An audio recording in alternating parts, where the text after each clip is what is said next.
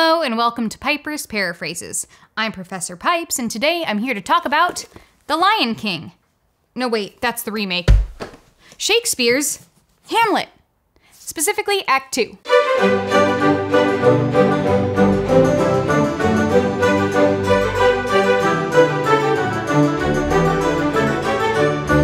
Previously in Hamlet. Something is rotten in the state of Denmark, and it's not just the corpse of dead King Hamlet. His brother, Claudius, married his widow, Gertrude, became the new king, and told Prince Hamlet to just stop being sad, okay? Claudius's main advisor, Polonius, sent his son off to Paris and warned his daughter, Ophelia, to stay away from Hamlet, even though he's vowed he loves her. Over in Norway, Prince Fortinbras was hankering to attack Denmark to avenge his father's death and reclaim some land. Meanwhile, Horatio saw the ghost of old King Hamlet, but when it didn't want to talk to him, Horatio decided to tell Hamlet, the non-dead one. The ghost told Hamlet that Claudius murdered him, and Hamlet vowed to get revenge. Hamlet warned Horatio that he might have to act a bit crazy, and that's where Act 1 ended. Scene 1 is short, but filled with intrigue. Polonius is talking with his servant Reynaldo, and tells him to head to Paris in order to spy on Laertes. You know, the son who he told to just be true to himself. He tells Reynaldo that he should talk to all of Laertes' companions, and even spread bad rumors about him, all in order to find out the truth about his behavior. Father of the Year. As the servant leaves, Ophelia enters, clearly upset. She says that Hamlet came to see her, super sloppy and disheveled. He grabbed her arm, stared at her for a long while, sighed sadly, and then left the room, all while still staring at her. Creepy. Polonius says he must be mad with love for Ophelia, and when she confirms that she has been avoiding him like she promised, Polonius says that her rejection must have made him crazy. Yeah, 'cause his behavior is her fault. Polonius says that he must go tell the king, so off they go. You're in for a long one with scene 2. First, we deal with Claudius and Gertrude, who are talking with Rosencrantz and Guildenstern, old friends of Hamlet's, whom they have asked to spy on Hamlet. You know, just to find out why he's been acting differently. And they agree. And the worst friends award goes to... It's a tie! Rosencrantz and Guildenstern! Polonius arrives and says he knows why Hamlet is acting so strangely, and it's because... Never mind. He'll wait until after they talk to the ambassadors from Norway. They've come with some good news! The King of Norway has told his nephew not to attack Denmark, and Fortinbras agreed. He just wants to travel through Denmark to get to Poland. Sure. Claudius is pleased, and the ambassadors leave, so of course Polonius gets right to the point. Just kidding.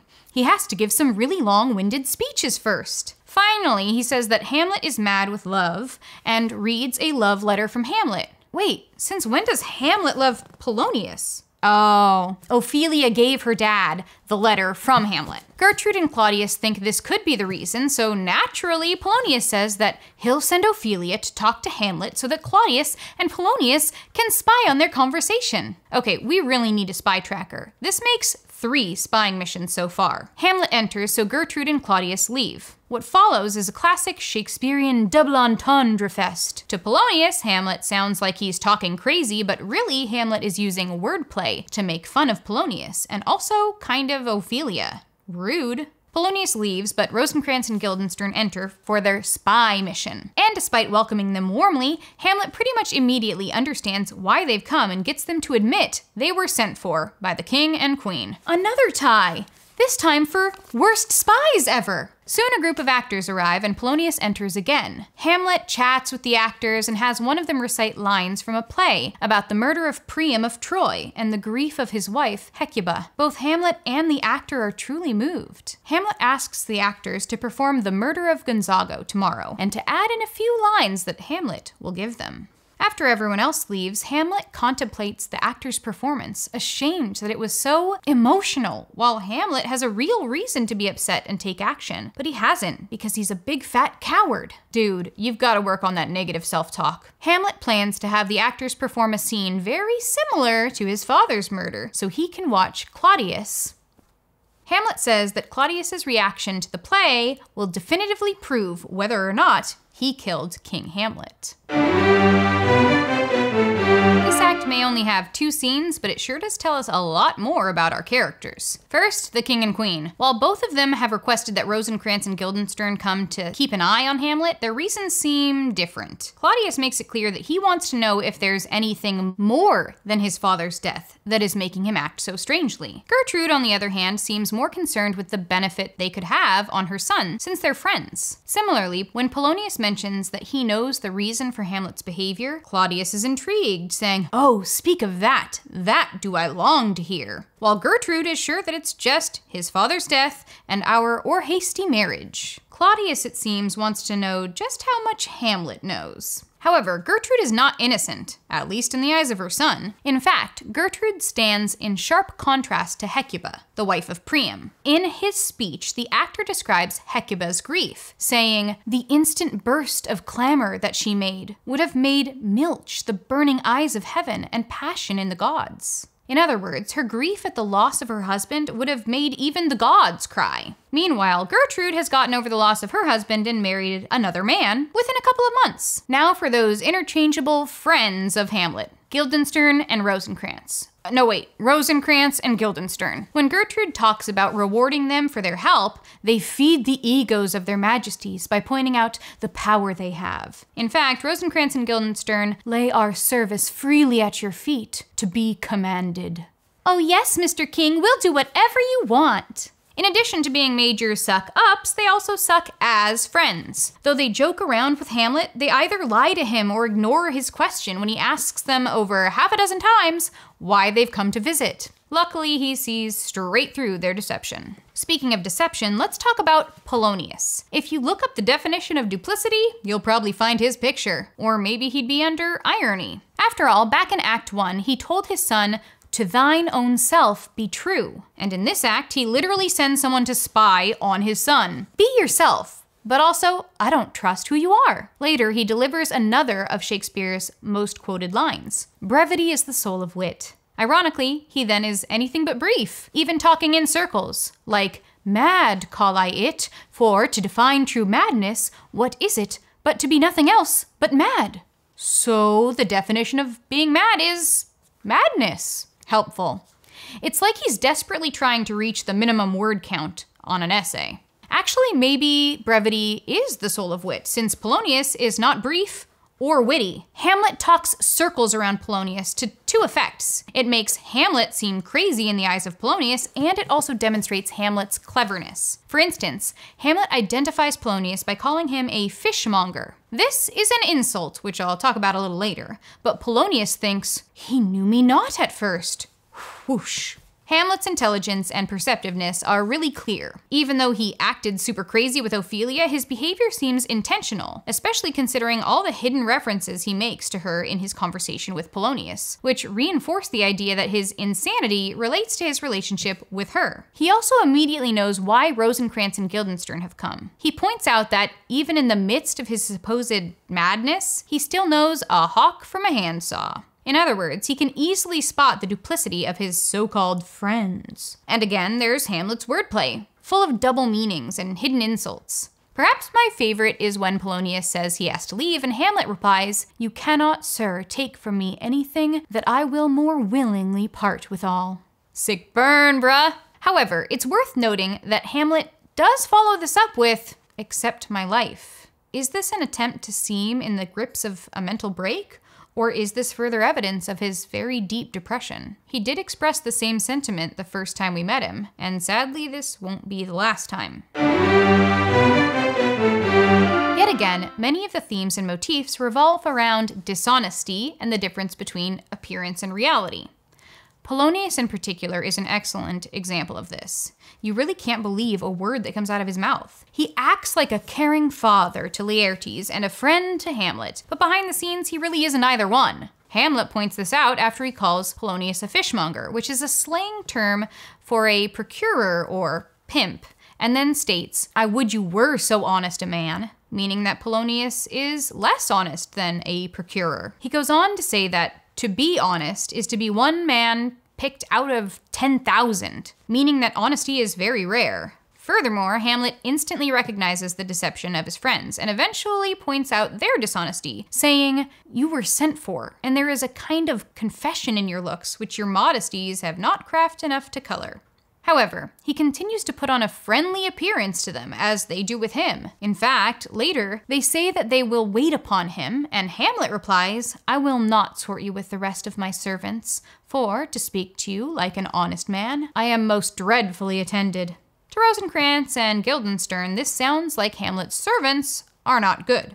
However, he could mean that Rosencrantz and Guildenstern are dreadful attendants, unlike his regular servants. Spying also seems to be all the rage in this act. Let's remind ourselves of the many spy missions. 1. Polonius has Reynaldo spy on Laertes. 2. Rosencrantz and Guildenstern are supposed to spy on Hamlet. 3. Polonius and Claudius plan to spy on Hamlet and Ophelia. And finally, 4. Hamlet will spy on Claudius during the play. Basically, we should remember that appearances can be deceiving, even in the people we thought we could most trust. Along the lines of appearance is performance. Obviously, people need to perform or act in order to spy, but performance becomes way more literal with the arrival of the players, or actors. After the actor's monologue about Hecuba, Hamlet wonders to himself how their performer is able to force his soul so to his own conceit, tears in his eyes. Hamlet is impressed that his performance seems so sincere, despite being an act of fiction. Sure, Hamlet's been acting mad in front of Polonius, but he's about to use even more performance since the play's the thing wherein I'll catch the conscience of the king. Mental health comes up several times in this act. Now, it should be noted that madness isn't really a word we'd use nowadays to refer to someone struggling with their mental health, but this was written during the English Renaissance, so I will at times use the language they used, since we can't send a psychologist back in time. Anyways, Polonius believes that Hamlet is mad for Ophelia's love, and others seem to agree. However, there is a complete lack of understanding or empathy for Hamlet's mental health concerns. And though he might not be insane in the way that everyone believes, he certainly is struggling and demonstrates suicidal ideation multiple times. But does anyone choose to have an honest conversation with him or even ask him what's wrong? Nope. Instead, they decide that spying is the most logical response, which further proves to Hamlet that there is no one he can really trust. Speaking of Hamlet's distrust, let's talk about gender. Hamlet degrades women at just about every opportunity. He refers to Fortune as a strumpet, which is ye olde word for a sex worker. He and Rosencrantz and Guildenstern make inappropriate and sexual jokes about Fortune, or luck, which is personified as a woman. If you're still not convinced, think about how he refers to Ophelia, his love interest. He calls her father a fishmonger or procurer, which would make Ophelia a metaphorical sex worker. In fact, Polonius really is using her, since he plans to send her out kind of like bait so that he and Claudius can spy on Hamlet. And it's clear that Hamlet knows Polonius is involved in her behavior, since he alludes to the biblical Jephthah, who sacrificed his daughter. Later, Hamlet talks about carrion, which literally means rotting flesh, but can also be used as a lewd reference to a woman. And then he seems to abruptly change the subject, asking if Polonius has a daughter. In fact, he's not really changing the subject at all, and instead is making a vulgar reference to Ophelia. He then continues this inappropriate talk, saying, "Your daughter may conceive." This can refer to conceiving an idea, but of course it can also mean pregnancy. It's like he's messing with Polonius by talking about his own physical relationship with Ophelia, all the while degrading the person he's supposed to love. And it really seems like Hamlet did love her, since he wrote in the letter, "Doubt thou the stars are fire, doubt that the sun doth move, doubt truth to be a liar, but never doubt I love."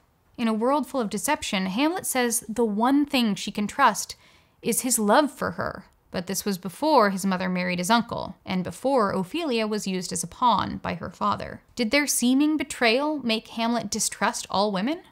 Or were his words of love exactly what Laertes and Polonius said they were?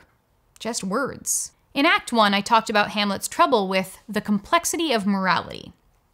And in this act, it evolves into his struggle with thought versus action.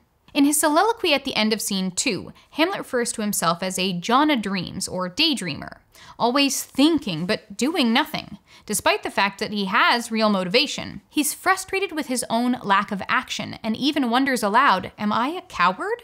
However, he simply can't go forward with revenge without being absolutely and completely sure that the ghost wasn't a trick of the devil, and that his uncle really is a murderer.